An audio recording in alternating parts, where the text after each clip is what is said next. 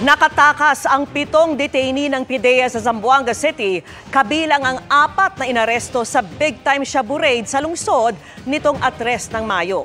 Kung paano sila nakapuga, tinutukan ni June Veneracion. Dahil abot 145.5 million pesos ang halaga ng kumpiskadong shabu. Ang operasyon ng PIDEA noong May 3 sa Zamboanga City ang itinuturing ng pinakamalaki sa kasaysayan ng Zamboanga Peninsula. 4 ang arestado.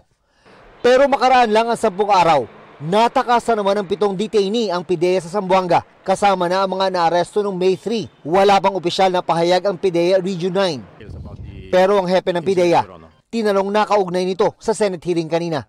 Ano bang nangyari? Your Honor, what I got is that they were able to open the roofing of the jail facility.